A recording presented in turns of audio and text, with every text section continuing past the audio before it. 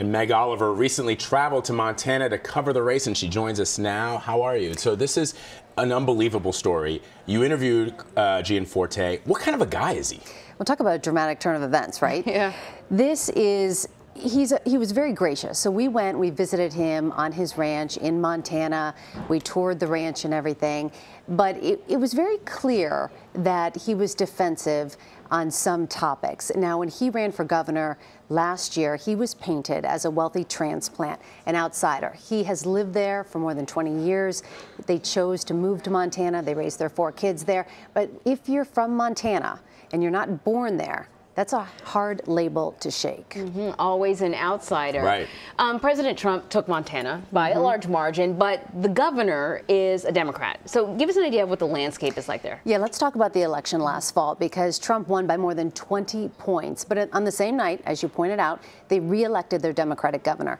They have not elected a Democrat to the House in more than 2 decades.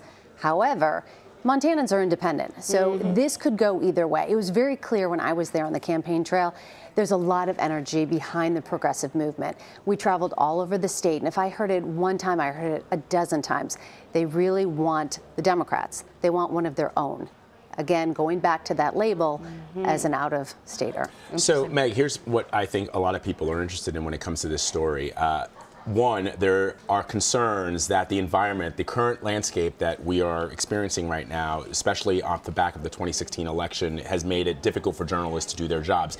And specifically, when it comes to Gianforte, this is a state where probably they don't get a lot of national reporters in the state. You were there recently, but it's probably not a common place for national reporters to go to. This guy wants to go to Congress. He wants to go to Washington, where if you look at some of the pictures of congressmen and senators, both parties, they have microphones shoved in their face all the time, sometimes dozens of microphones. I mean, you got to get ready to deal with that. Right? Yep. Well, so with all of the different newspapers across the state, most of them had endorsed Gianforte, saying that it looks like he would be ready to lead on day one. They have since rescinded that. Right. Now, the Bozeman Chronicle, where he is from, they never endorsed either candidate because they were so sick of the negative ads and the negativity going back and forth. But something else that I want to point out, you mentioned, the White House has been in turmoil. The president's poll numbers, they've been plummeting. But Gianforte has closely aligned himself with the president throughout this entire campaign. You'll hear him say things like, it's time to drain the swamp. We have to change Washington. But when he was running for governor, he completely distanced himself from the president. So it's going to be interesting to see if that pays off. So the question that he kind of lost it over was about health care, which seems like a question that any candidate or anybody in politics should be able to respond to. But is health care a big issue in Montana? Health care is a very big issue. So now Quist, he wants to strengthen the current health care bill. Now, on the other side, Gianforte, he wants to replace it with some provisions, which is very tricky when you've got 77,000 people who are just newly enrolled into Medicaid.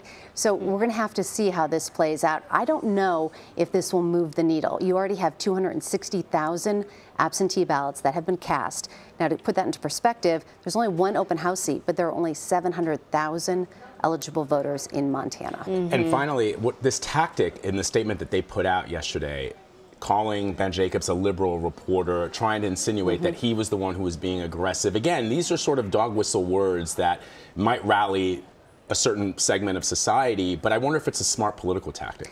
Well, that's what we're going to have to wait and see, but it was very plain and obvious when you heard those words. Liberal journalists, they're definitely trying to paint a picture, and they're trying to, pit 2 sides against each other, so we'll see what happens. We'll see which side comes out today to vote. Because, like you said, most of the ballots have already been cast. But maybe there's some people who are going to sit this out who may be motivated, right? Absolutely. Meg Oliver, thank you so much.